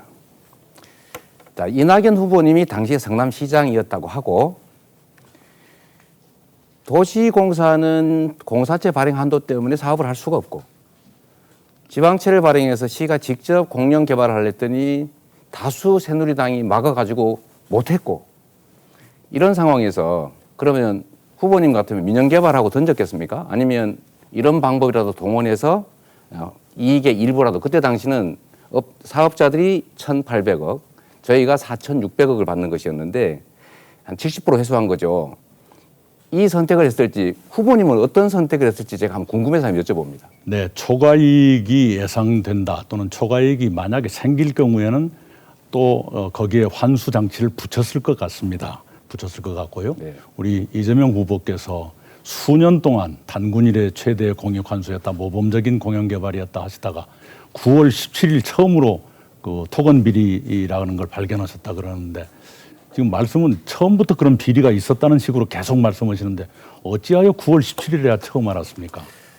자, 저한테 질문한 일은 아니고요. 제가 경도 개발 한번 물어보겠습니다. 우리 이낙연 후보님 그 전남지사 하실 때 경도 수의계약으로 넘겨주셨죠? 수의계약이 아니었죠. 아, 그래요? 네, 같은 민간에 넘겨주셨죠? 네. 그거 예를 들면 전남에서 자, 이 사업해서 전남에 얼마 줄 사람 신청해라 이렇게 공모했으면 하다못해 500억이라도 건지지 않았겠습니까? 그것은 상황이 다르죠. 네, 상황이 다르고요. 예, 그렇게 투자자가 많이 있었던 것도 아니고요. 지금 거기 뭐 아파트 무슨 숙박시설 생활형 숙박시설 지어서 분양해서 뭐 엄청난 특혜가 발생했다고 보도하고 그러던데 아무 문제가 없다고 생각하십니까? 아니 그렇지 않고요. 우리 대장동처럼 한쪽 당은 182대 1의 경쟁이 있는데 바로 옆에 40%는 수익 계약하고 적어도 그런 일은 없었습니다. 그러니까 후보님 같으면은 이런 민관 합작을 하기는 할 텐데 초과 이익에 대해서 환수하는 장치를 만들 거라 이렇게 말씀하시잖아요. 제가 그걸 해봤어요. 위례 신도시에서 저희가 원래 지방채를 발행해가지고 아파트 분양 사업을 하려고 했는데 그걸 또 시의회가 부결했습니다. 그래서 저희가 토지 매입권이 있기 때문에 이걸 SPC를 통해서 개발 이익의 분양 이익의 절반을 받기로 합의했는데 최초에는 800억이 남는다고 하더니 저희가 계산하면 1000억이었습니다만 나중에 400억 남다르고 최종적으로는 300억밖에 안 남으니까 성남시에 150억밖에 못 주겠다고 해서 제가 그때 경험으로 알게 된 겁니다. 이 비용은 얼마든지 부풀릴 수 있구나. 예를 들면 이자를 뭐 1년에 50%씩 주고 할 수도 있는 거거든요. 그래서 여기서는 초과 이익에 대해서 비율로 나누면 부정부패, 회계부정이 발생하니 아예 우리가 최대치로 예상 순이익의 70%를 환수한다고 한 건데 이게 지금 제가 잘못했다는 말씀이십니까? 아니죠. 그것보다 더 초과 이익이 생겼을 경우에 대한 장치가 있음직하고 다른 사례에는 그런 일들이 있었죠. 네. 있었고요. 그러면 그리고요. 땅값이 떨어질 경우에 위험 부담을 동시에 해줘야 될 거 아닙니까? 부동산이라고 하는 게 반드시 오르기만 하는 건 아니고 그때 당시에 미분양이 속출하고 부동산 경기가 매우 나쁠 때인데 그래서 새누리당이 장악한 시의회에서도 이거 적절하니까 하지 말라는 거였거든요. 그런 상황에서 그러면 우리가 땅값이 집값이 부동산가격이 폭등할 경우를 대비해서 이익을 나누자라고 하면 그 사람들은 그럼 땅값이 떨어질 경우에 부담을 해라. 즉 4,600억 중에 일부만 도로 가져가고 깎자. 이렇게 하면 어떻게 합니까? 저기 이 후보님 지금 그것은 수사가 진행되고 있는데 여기서 저하고 그걸 따지는 것은 적절하지 않고요. 분명한 것은 사업자 선정이 왜 하루 만에 그렇게 빨리 이루어졌냐 등등등등 많은 의심이 제기되고 있는데 그런 것들이 빨리 규명되기를 제가 바라고요. 그래서 우리 후보님 네. 후보님은 민주당 후보시잖아요. 네. 그리고 이 사건에 대해서는 현재 드러난 부정부패는 곽상도 아들이 뭐 50억을 받았다. 누가 고문하면서 몇 억씩 받았다. 누가 집을 사줬다. 이런 거 나오는데 그거는 이미 확인된 매우 심각한 문제점이고 저에 대해서는 그냥 언론들이 그냥 추측으로 증거도 없이 마구 공격하는 건데 최소한 그러면 민주당의 후보 입장에서 그 국힘에 대해서 공격을 더 하고 문제 삼아야 되는 거 아닙니까? 제가 곽상도 의원에 대해서 매번 가장 자주 문제 제기를 했고요. 그리고 제가 이재명 후보에 대해서 별로 말한 것이 없습니다. 그냥 몇 가지 여쭤본 적이 있죠. 어떻게 9월 17일에 처음 알았습니까? 그 이후에는 뭘 했습니까? 그것 등등이죠. 이런 보도되고 있는 여러 가지 것에 대해서 제가 언급한 적이 없습니다. 그러니까 그렇게 자꾸 물어보시고 뭔가 있는 것처럼 연기를 피우고 하는 게 의혹을 확산하는 거라고 보통 국민들은 생각하더라고요. 하나 또 마저 여쭤보겠습니다. 제가 아까 경도 말씀을 드렸는데 이거 말고요.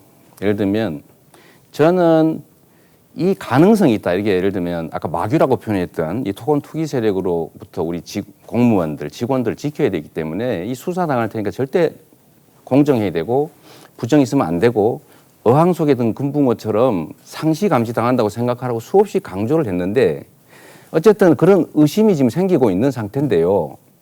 만약에 그렇다면 저로서는 막으려고 노력했는데 제 산하의 수천 명의 그 직원들 중에 제가 이미 손을 떠난 다음에 생긴 그 문제에 대해서도 계속 저에 대해서 문제 제기를 하시면 제가 사익을 취한 것도 아니고 가정을 하더라도 제가 무슨 그 돈 혹시 취했는지 모르겠는데 취했다면 그 사람이 예를 들면 저의 선거를 도와줬습니까? 아니면은 뭐 저의 정치 활동 사무실에 뭐 집기 사는 걸 도움 받았습니까? 아니면은 뭐 시간이 좀 지나 그런 거 한 거 없지 않습니까? 그런데 왜 자꾸 문제 제기를 저한테 하시는 거예요? 아니 제가 어떤 사람에 대해서 문제 제기를 했던가요? 아니, 저의 주변에 문제가 있다 뭐 계속 그렇게 주장하시잖아요. 그렇지 않습니다. 아무 문제가 없다고 생각하십니까? 없다가 아니라 그런 얘기를 한 적이 없습니다. 자, 다른 후보에게도 네, 질문하셔야 우리 됩니다. 추미애 후보님한테 하나만 여쭤보겠습니다. 네. 그 추미애 후보님 반려동물 관심 많으시죠? 네. 네, 그래서 지금 얼마 전에 문재인 대통령님께서 반려동물 중에서도 이제 개식용 금지 문제를 공론화하자, 이제 금지 검토하자 이렇게 말씀하셨는데 제가 모란시장이 전국에서 가장 유명한 그 개시장인데 그래서 제가 5년 동안 설득하고 뭐 어떻게 해서 이제 막았거든요. 그래서 저는 이 반려동물을 키우는 가구들이 개식용 금지 문제에 대해서도 공론화해야 되지만 좀 더하기로 진료수가 네. 진료수가를 표준화하고 좀 그걸 기반으로 좀 반려동물 치료비 보험제도, 의료보험제도를 좀 도입하자 이런 공약을 했는데 네. 어떻게 생각하시는지 한번 말씀 듣고 싶습니다. 네. 사실은 뭐 그 반려동물을 키워보지 않은 분들 입장에서는 사람도 골병 들어도 어디 하소연할 데 없다. 사람 먼저다. 이렇게 또 주장하실 수 있는 이면도 있습니다만 그럼에도 불구하고 지금의 그 반려동물의 숫자가 워낙 많고 또 유기견이 많은 이유가 이게 키우다 보면 부담이 되기 때문입니다. 처음에는 강아지 때는 좋아서 키우지만 한참 키우다 보면 어린애처럼 예방주사, 뭐 치료 약값 부담이거든요. 그래서 그런 그 진료 수가 표준화라든지 뭐 하는 것들은 도입할 때가 됐다 이렇게 생각합니다. 네, 좋은 의견 감사합니다. 예, 끝내시겠습니까? 네, 이재명 후보님 순서 끝났고요. 자, 다음은 박용진 후보님 2명의 후보 지목하셔서 8분 동안 토론해 주시기 바랍니다. 예, 저 질문 과정에서 나온 얘기 때문에요. 추미애 후보님, 네. 언론중재법과 관련해서 당 지도부가 지금 취한 태도에 대해서 상당히 비판적이고 반개혁적인 태도다 이렇게 얘기를 하신 것 같은데 대통령도 그 비슷한 의견이셨어요? 신중하라고. 대통령한테 지금 비판의 칼을 날리신 건가요? 왜 자꾸 청와대를 끌어들입니까? 아니, 그게 아니라 대통령도 그런 의견을 얘기하셨으니까. 당에서 자꾸 부담스러워하고 개혁을 주저하고 마치 선거에 안 좋은 영향을 미치는 것처럼 하기 때문인데요. 사실은 재보궐선거도 보면 개혁할 때를 놓치고 적기에 개혁을 안 하고 핑계대고 주저하니까 어쨌든 뭐 한 대통령의 10만의 권리당원이 의견이 다른 걸 알고 떠났던 계시죠? 것이요. 언론중재법도 마찬가지. 대통령 의견이 다른 걸 알고 계시는 거예요? 언론압법이 아니고 피해자 구제법이에요. 예. 국민이 알고 거의 있습니다. 동의를 예. 한 그러니까 거죠. 대통령 의견은 네. 신중하게 처리하자 이거였는데 네. 지금 당 지도부도 신중하게 처리하자는데 그걸 그렇게 비판하시니까 대통령과 견해가 많이 다르시구나 이런 걸 확인하기 위해서 말씀을 드린 거고요. 그거 잘못된 이재명 거죠. 후보님 그 유동규 다들 측근이라고 그래가지고 약간 질문하셨으니까 측근 아니다 이렇게 얘기를 하셔서 제가 또 잠깐 측근 아니고 네. 산하기관장의 기관장이었어요. 네, 중에 제가 한 명이. 설명 하나 잠깐만 드릴게요. 예. 이분이 원래 리모델링 하시던 분인데 저희 이제 선거를 저도 어쨌든 통해서 다 도와주셨고 도시공사의 직원 관리를 원래 도시공사 이전에 시설관리공단 거기에 그 직원 관리하는 그 업무를 맡았는데 그게 원래 좀 측근들이 가는 자리 아니에요? 측근이라고 아닌가? 그러면 제가 시장 안 해봐서. 경구 산하기관에 구수 중간 그래요? 간부가 다 측근이면 예. 측근 미어 터지겠죠. 근데 그게 아니고 예. 그러다가 이제 직원 관리들을 매우 잘해서 이제 경기관광공사에 이제 공모를 했고 그 중에서 실력이 있어서 뽑았는데 경기관광공사 사장. 네네 이분이 경기도에서 그 관광공사가 영화 사업 투자를 하게 380억인가를 지원해달라고 해서 제가 안 된다고 했어요. 그만두고 나가버렸어요. 나가고 난 다음에 지금 선거 캠프에 있다는 설인데 전혀 아닙니다. 예. 그럼 뭐 알겠습니다. 네, 제가 수없이 많은 모르는 산하기관의 분이라. 임원 중에 하나였습니다. 다만 하나. 네네. 아까 잠깐 말씀하시던 그 많은 숱한 마귀들 중에 네네네. 혹시 네네. 이제 측근이거나 부하직원이거나 산하기관장 중에 유동규 씨도 그 중에 하나였을 수는 있다. 가능성이 전혀 없을 수는 없겠죠. 예. 제가 그래서 수없이 경계를 했는데 제가 하다못해 화장실에다가 부패 지옥, 청렴, 청구 이거 써붙여놓고요. 아유, 좋은 회의 때마다 얘기를 했는데 예. 이게 정말 돈이 막이잖아요. 그럼요. 네, 그래서 제가 뭐 걱정은 하는데 저는 지금까지도 지금 뭐 녹취 파일 얘기 나오고 그러는데 그 내용도 보면 그만둔 다음에 무슨 어쩌고 저쩌고 했다는 얘기여서 그때까지는 돈을 받거나 그러진 않았던 것 어쨌든 같아요. 오늘 그 우원식 선대위원장하고 네. 그 또 김병욱 의원이 뭐 기자들한테 네. 언론에 이렇게 얘기한 건 유동규 씨가 이렇게 연관되어 있으면 네. 관련해서 그 인사 관리에 대한 정치적 책임은 지겠다. 그건 맞으신 거죠? 너무 당연하죠. 예. 저희가 어쨌든 관리하는 산하기관의 직원이고 그런데 거기서 문제가 생겼으면 일선 직원이 그랬더라도 제 책임이죠. 그렇죠. 네, 그건 뭐 내가 당연히 책임져야 됩니다. 그러니까 저도 그래서 그 말씀을 계속 드렸던 거예요. 네. 정책적 설계 실패도 있을 거고 인사 실패도 있을 텐데 네. 제가 처음에 그 부분에 대해서 물어봤더니 네. 단돈 1원도 받은 적이 없다 이렇게 얘기를 하셔가지고 네, 동의합니다. 아이고 일이 이상한 데로 간다 이제 그랬는데 네. 저는 이렇습니다. 일을 일이 복잡할수록 원칙적으로 하자 이런 거고요. 여야 불문, 정관계 불문, 우리 국민들 분노의 사안에 대해서 네, 수사 제대로 맞습니다. 돼야 돼서 우리들의 자세는 딱 16자로 정리하자.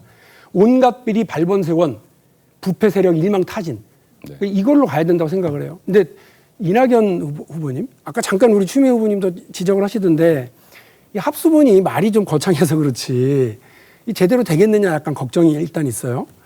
그리고 제일 좀 황당했던 건 유동규 씨 집안에 압수수색 갔더니만 핸드폰을 창밖으로 던졌다더라. 그리고 못 찾았다더라. 누가 주워가서. 이 대한민국 검찰 수준하고는 진짜 기가 막힐 따름이고요. 아니 핸드폰을 우주로 날려버리는 것도 아니고 창밖으로 던졌는데 그걸 못 찾아가지고 지금 이렇게 어수선한 상황을 만드는 것에 대한 비판도 있고 말씀하신 것처럼 경찰도 지금 수사를 지지부진 이렇게 하고 있는 거 아닙니까? 근데 이게 합수본을 만든다고 해결될까요? 특히나 합수본 계획을 보니까 국가수사본부가 주도하자, 경찰 주도하자는 얘기잖아요. 그게 무슨 실효가 있을까요? 예, 지금처럼 중구난방이라는 용어까지 언론은 쓰고 있는데요. 그런 것보다는 더 효과적일 거라 생각하고요. LH 사태 때 한번 해봤는데 그래도 경찰이나 검찰에만 맡기는 것보다는 그게 더 나았다고 생각합니다. 저는 그렇습니다. 이게 지금 뭐 꿩 사냥이냐 토끼 사냥이냐 모를 때는 너도 나도 나서서 그 산을 뒤져봐야 돼요. 그래서 산 안에서 어딘가에 썩은 악취가 진동을 하면 어디가 그 근원지인지를 찾아가지고 그걸 정리를 해야 되는데 지금 뭐 꿩 사냥 팀 짤 건지 토끼 사냥 팀 짤 건지 이거 얘기하다가 뭐 이것저것 다 놓치는 건 아니냐라고 하는 걱정이 하나 있고요. 검찰과 경찰, 수사당국이 수사에 머뭇거리는 건 진짜 활활 타고 있는 국민들 분노에 기름 끼얹는 행위다. 특히나 검찰 그런 태도로 수사하시면 그나마 가지고 국민들이 남겨주신 그 6개인가 5개의 그 수사권 있잖아요. 수사 분야. 이것도 다 빨리 걷어들이자라고 다들 얘기할 거다. 저는 그런 생각입니다. 검찰에게 남겨준 칼이 있다면 이럴 때 쓰라고 한 거니까 제대로 수사하고 검찰 문 닫는 꼴 보기 싫으시면 이번에 수사 제대로 해야 된다는 말씀 드리겠습니다. 이재명 후보님께도 네. 이제 하나 질문을 드릴게요. 이제 이거 어떻게 하실래요? 이런 일이 또 벌어지지 않으려면 어떻게 하면 될까요? 그랬더니 오케이 잘 됐다. 네. 100% 이관수자로 가자 이런 얘기를 하시고 네. 추미애 후보님은 그거 너무 그냥 즉흥적으로 얘기하시는 거 아니냐 이제 비판 한번 하셨어요. 이낙연 후보님은 50%의 수익을 환원하자 이렇게 얘기하셨어요. 근데 이 구조가 재밌는 게 뭐냐면 질문을 좀 하셔야 될 것 같은데요. 말씀드리겠습니다. 100%든 50%든 둘 다 분양가가 올라가야 된다는 거. 그 이익이 바로 그거죠. 그러니까 우리 서민들, 입주자들의 그 돈이 더 많이 들어가야 되는 부동산 값이 더 올라야 이 수익이 환원되는 이런 구조로 가는 것이 과연 적절할지. 예. 제가 간단히 설명을 한번 드리면 민간에다 맡기면 그들은 최대 수익을 추구하기 때문에 최대한 분양가를 올려서 이익을 크게 하게 되죠. 그거는 분양가 상한제가 있죠. 그렇죠. 그렇더라도 비용을 부풀리면 되거든요. 그게 사실 현실이잖아요. 두 번째는 이걸 공공개발로 하게 되면 공적 요소를 감안하게 되죠. 왜냐하면 공공개발을 할 때 이걸 뭐 1조 원을 남겨서 하겠다 이런 게 아니고 적정하게 수익을 남기면 되기 때문에 그건 공공성이 확보가 됩니다. 문제는 이게 제도로도 막혀 있고 국민의힘이 그 현실적 권력을 통해서 막으니까 타협안으로 포기를 해서 다 갖게 하든지 일부라도 우리가 회수를 해야 되는데 이 민관 합작이라고 하니 민간의 그 수익 추구 요소가 결국 공공성을 훼손하게 되죠. 그래서 제가 드린 말씀은 가능하면 이런 것들을 공공에서 할 수 있게 해주고 기본적으로 인허가권을 행사해서 생긴 예. 이익은 공공이 환수하게 네. 제도화하자. 저는 말씀드린 거예요. 그래서 전에도 말씀드렸습니다만 우리 이재명 후보의 그 아이디어 시도 저 나쁘게 생각하지 않고 괜찮았다라는 말씀드리고요. 다만 이익 환수를 100% 50% 이렇게 얘기하신 건 자칫 언발에 오줌 누는 격 그리고 선무당이 사람 잡는 일이 생길 수도 있어서 개발 자체가 지지부진해질 가능성도 있다는 말씀이고요. 네. 그래서 이거는 하나 좀 고민을 해보시죠, 같이 다. 네. 그러니까 그 이익 환수라는 것이 분양가 높아지는 걸 전제로 하는 거기 때문에 처음에 그 말씀하신 것처럼 성남시가 채권 발행할 수도 없었다 이 말씀을 하셨기 때문에 가칭 그 국토관리 기금 같은 걸 조성해서 공공이 민간 합작으로 할 때 애초에 그 돈을 좀 이렇게 제공해 주는 방식. 네, 네. 뒷받침을 해주는 국가가 그런 역할을 네. 해줄 수 있도록 좀 좋은 방법입니다. 고민을 같이 해보시죠. 예, 그 정도 답변 되셨겠습니까? 좋은 방법. 예, 알겠습니다. 자, 마지막으로 그럼 이낙연 후보님이 두 분 진복하셔서 8분간 시작해 주시면 되겠습니다. 네, 이재명 후보께 말씀드립니다. 오늘도 보시면 유동규 씨 얘기를 우리 추미애 후보와 박용진 후보가 네. 훨씬 더 많이 했어요. 저는 네. 이제까지 그 추미애 후보가 저한테 니 탓아니냐 했을 때 제가 유동규 씨 임명을 했습니다. 그때 한 번 거론한 것이 전부입니다. 네, 네, 알겠습니다. 분명히 해두시고요. 자, 이렇게 정리를 할 수가 있습니다. 우선 공익으로 환수했다. 그것은 그렇다 하더라도요. 민간의 입장에서 보면 우선 그 땅의 원주민들은 공공개발이라는 이름 때문에 싼 값에 땅을 내놨다고 지금 억울해하고 계시고요. 입주민들은 민간개발이라는 이유로 비싸게 입주했다 이렇게 생각하고 있습니다. 네. 그 틈바구니에서 소수의 토건족들은 천문학적인 소득을 얻었죠. 자본금의 1100배 배당을 받았다든가 또는 이익을 얻었다든가. 그리고 국민의힘 곽상도 의원 아들 31살 되신 분이 50억 원 퇴직금을 받았습니다. 그리고 또 다른 분들이 계실지 모르겠습니다. 그리고 또 하나 뭘 감추려고 했는지 대법관, 검찰총장, 특검 출신 초호화 변호인단이 네, 질문 좀 방어막을 했어요. 말하자면 정부, 국회, 법조, 언론, 지자체 총동원된 전대미문의 사건인데요. 그래서 굉장히 수사하기가 만만치 않을 것이다 해서 제가 합동수사본부를 했는데 이재명 후보께서 동의해 주신 것 네. 감사하게 생각합니다. 그 빠른 진상규명에 대한 의지를 좀 확인해 주시겠습니까? 당연히 그렇게 해야 되고요. 제가 이제 발언권을 얻었으니까 한 말씀 좀 드리면 우리 후보님께서 총리도 하시고 국회의원도 하시고 많이 하셨는데 사실 현장 행정을 했으니까 당연히 이런 내용들을 알 겁니다. 이 개발 압력이 크고 개발을 통해서 부당이득을 취하는 건 우리나라 모든 국민이 아는 사실인데 이걸 제도적으로 공공으로 환수할 수 있는 장치를 지금 개발이익 환수 50% 하겠다라고 하지만 개발이익 없다고 회계 조작하면 사실 회수를 거의 못합니다.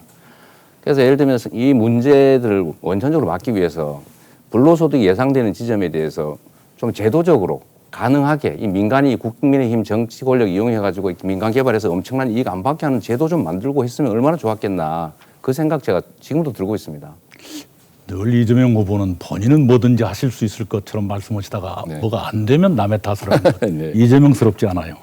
그다음에 아까 그렇게 진상규명 의지를 밝히셨는데 네. 유동규라는 분이 어느 정도 가까운지 저는 그냥 뭔지 잘 모르겠습니다만은 검찰 소환에 불응했다. 휴대전화를 바깥으로 던졌다. 네. 뭔가 좀 진상규명이 제대로 안 될 것 같은 생각이 드는데 그런 분들에 대해서 진상규명에 협조하라고 좀 촉구할 수 있습니까? 네. 뭐 연락도 안 되고 사실은 뭐 그 아까 말씀드린 것처럼 관광공사 예산 편성 안 해준다고 그만두고 나가버리고 인연을 끈다시피 한 사람인데 제가 뭐 협조하라고 하죠. 협조하라고 하는데 뭐 제 말을 들을지 모르겠습니다만 자꾸 측근 하시는데요. 제가 측근이라고 안 했어요. 네. 예. 그 저희 측근이라고 불리려면 뭐 비서실에 같이 했다든지 아니면 무슨 뭐 돈이라도 대신 뭐 받아서 어떻게 뭐 저를 도와줬다든지 뭐 이런 정도는 돼야지 그 산하기관의 직원 뭐 그거 가지고 자꾸 저한테 뭐라고 하시면 좀 지나치다 그런 생각이 드네요. 아니 그것이 이재명 후보 본인이 기자회견에서 그런 말씀을 했어요. 설계는 내가 했고 네. 실무적인 일은 유동규 씨가 했다. 네. 그러니까 네. 좀 남다른 관계인가 보다라고 추측하는 건 당연한 것 아닙니까? 자, 설계 얘기를 제가 간단히 드리면요. 아까 말씀드렸지만 저희는 공공개발이 좌절됐기 때문에 어쨌든 민간 자본을 끌어들여서 공공개발 방식으로 얼마만큼을 회수할지를 또 얼마만큼뿐만 아니라 얼마나 안전하게 회수할지 얼마나 확실하게 회수할지를 제가 그전에 위례 분양 사업의 경험을 통해서 재소전 화해해라. 사전에 이익을 확정해라. 이익이 얼마 남으면 나눠 갖는 방식 절대 하지 마라. 그리고 SPC에도 반드시 도시공사가 의결권을 가져서 자기들 마음대로 의결 못하게 해라. 이런 설계를 제가 했고요. 그 민간 사업자들 내부에서 어떻게 이익 배분을 하고 어떻게 투자를 할지는 우리도 알 수도 없고 그 내부 설계는 그 사람들이 했겠지요. 어떻게 그거를 제가 했다고 얘기를 합니까? 아니 박상도가 저한테 본인이 그렇게 말씀을 했죠. 아니 그거를 그렇게 왜곡하면 안 되지요. 아니, 왜곡이 아니라 제가 거듭 말씀드리는데 설계는 내가 했고 실무적인 건 유동규 씨가 했다. 네. 본인의 기자회견 내용이 어디까지 설계했냐고 제가 말한 적이 없어요. 그 설계를 마치 곽상도 아들한테 돈 주는 그런 설계까지 제가 한 것처럼 그랬을 그런 리가 뉘앙스로 없죠. 얘기하시면 안 되는 아닙니다. 거죠. 그랬을 리가 없다고 제가 얘기하는 네, 네. 거예요.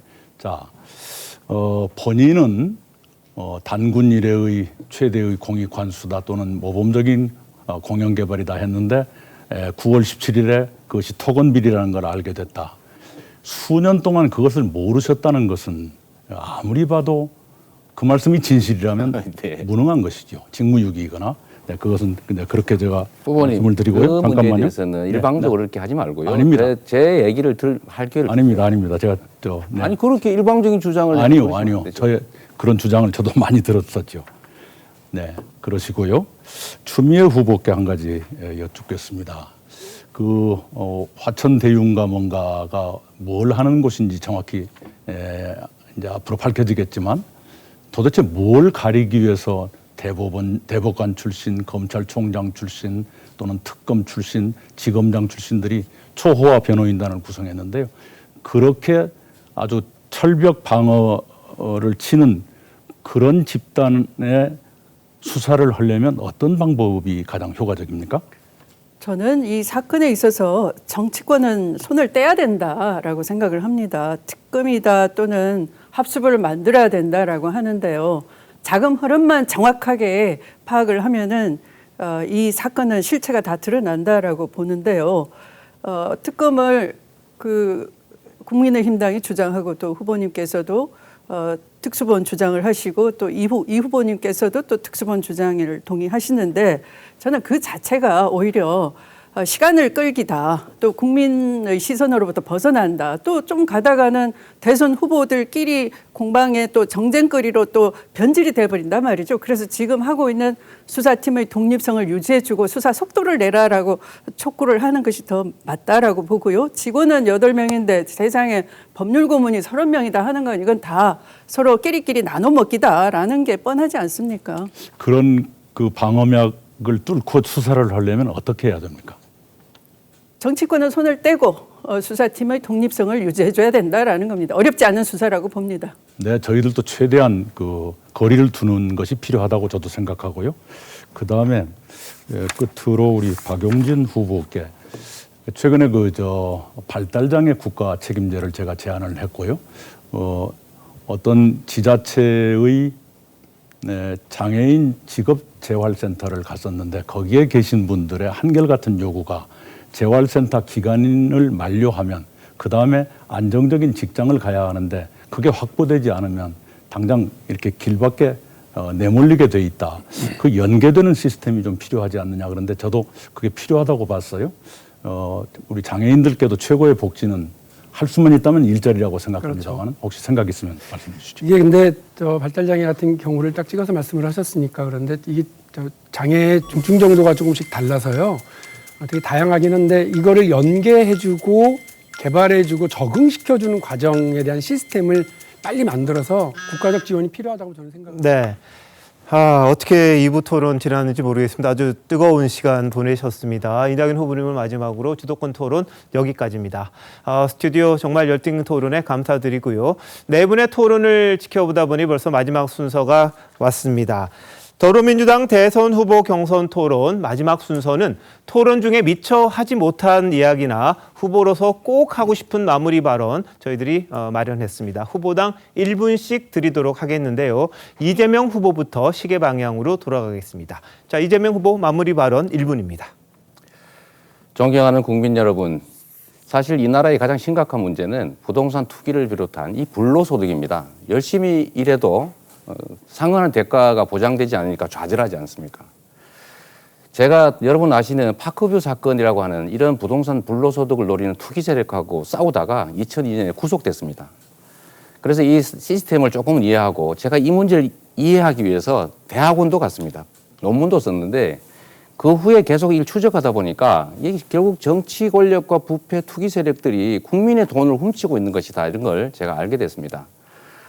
정말로 최선을 다했지만 국민의힘의 방해, 제도적 한계 때문에 이 정도밖에 환수 못한 점 그리고 국민들께 심려를 끼쳐드리고 소외감 느끼게 한 거에 대해서는 정말 저의 부족함을 느낍니다. 앞으로도 정말 포기하지 않고 우리 국민들께서 억울한 감정, 소외감 느끼지 않도록 공정한 사회, 열심히 일하는 사람이 존중받는 사회 꼭 만들도록 하겠습니다. 고맙습니다. 네, 시간 딱 지켜주셨습니다. 다음은 박용진 후보님 마무리 발언 1분 부탁드리겠습니다. 국민 여러분, 제가 대학교 다닐 때 처음 데모를 나갔던 사건이 바로 수서비리 사건입니다. 혹시 기억들 하십니까? 그때요, 저는 뉴스에서 그런 끔찍한 일을 처음 들었습니다. 집이 없고 전세를 구하지 못해가지고요, 온 가족이 연탄불 피워놓고 집단적으로 극단적 선택을 하는 뉴스를 듣고 깜짝 놀랐습니다. 데모를 나가지가 않을 수 없었습니다. 집값 폭등, 전세값 폭등, 그때 노태우 정부 시절이었는데요. 이 정부를 갈아치면 이런 일이 벌어지지 않을 거라고 생각하고 데모를 했었습니다. 근데 지금 30년이 지났는데 대한민국에서 이런 일이 벌어지고 있습니다. 저는 그래서 오늘 토론을 통해서 강력한 수사를 요구합니다. 노태우 정부 시절인데도요, 청와대에서도 한 명 구속되고 여당, 야당 할 것 없이 정치인들 다 구속시켰습니다. 지금 그렇게 해야 됩니다. 그렇지 못하면 모든 국민들이 우리 문재인 정부, 우리 민주당을 비판하지 않을 수 없을 거라고 생각합니다. 정의를 바로 세우고 공정을 바로 세우는 길에 박용진이 앞장서겠습니다. 네, 다음은 이낙연 후보님 마무리 발언 1분 부탁드리겠습니다. 네, 아까도 말씀드린 것처럼 많은 국민들이 불안을 느끼는 그런 불안의 시대입니다. 그럴 때 정치가 국민들께 불안을 더 드린다거나 지도자가 국민을 불안케 해서는 안 됩니다. 우리 대한민국은 이미 선진국에 진입했습니다. 선진국답게 국민들이 안심하시면서 개혁도 하고 변화도 추구하는 그런 정치가 필요하다고 생각을 합니다. 시행착오, 좌충우돌 이런 것이 더 이상 용납될 수 있는 단계가 아닙니다. 국민과 함께 가는 안정적 또는 안심되는 개혁과 변화, 저 이낙연이 추구하도록 하겠습니다. 국민들의 삶이 불안한데 아주 세밀히 살펴서 한 분 한 분의 삶이 국가의 보호를 받도록 내 삶을 지켜드리는 나라 꼭 만들겠습니다. 그것을 위한 여러 정책 충분히 준비되어 있습니다. 제가 그동안에 소상공인 자영업자들 많이 배웠고 참 눈물을 삼키면서 그 말씀을 많이 들었습니다만 빠른 시일 내에 도와드리겠습니다. 네, 마지막입니다. 이제 추미애 후보님 마무리 발언 1분 부탁드리겠습니다. 네, 대장동 비리 사건 누군가는 특검을 하자 그러고 또 누군가는 합수부를 만들어야 된다라고 하면서 흔들고 있습니다만 수사팀이 신속하게 수사할 수 있도록 정치권은 손을 떼야 할 것입니다. 누군가는 경선에서 자신에게 이롭게 하기 위해서, 또 누군가는 자신의 드러난 치부를 가리기 위해서, 또 누군가는 자신들이 저지른 국기 문란죄를 덮기 위해서 힘있고 빽 있는 사람들은 저마다 이유로 대장동 사건을 은폐하거나 시간을 끌거나 또 이슈를 일슈로 묻는 용도로 활용하면서 국민의 눈과 귀를 현혹시키고 있습니다. 국민 여러분께서 똑똑히 봐주시기 바랍니다. 누가 대한민국의 검은 카르텔의 동맹을 가장 먼저 지적하고 이들의 본질을 간파하고 타파하려고 꾸준히 노력해 왔는지 바로 저 추미애입니다. 어설픈 진영 논리가 아니라 사심 없이 국민 눈높이 국민 편에 서서 정정당당하게 이 문제를 해결해 나가겠습니다. 강력한 원칙 있는 추진력 있는 추미애. 네. 마지막 마무리 발언까지 끝났습니다. 네 분 후보 여러분 긴 시간 참 수고 많으셨는데요. 잠시만요. 1분 뒤에 저희 돌아오겠습니다. 더불어민주당 대선 후보 경선이 반환점을 돌았습니다. 모두 11번의 지역 순회 경선 중 5번만 남아있는데요. 오는 일요일에는 민주당의 일반 당원과 국민들이 참여해서 대통령 후보를 뽑는 2차 선거인단 투표 결과도 발표가 됩니다. 2차 선거인단 투표는 온라인으로는 오늘까지고요. ARS는 10월 3일 일요일까지 참여하실 수 있습니다. 민주당 경선 레이스 다음 주 주말 경기와 서울을 끝으로 후보가 이제 결정이 되는데요. 오늘 토론이 더불어민주당 대선 후보자 선택에 조금이나마 도움 되셨기를 바랍니다. 저희는 내일 이 시간 시사쇼 이것이 정치다로 다시 찾아뵙겠습니다. 시청해주신 여러분 고맙습니다.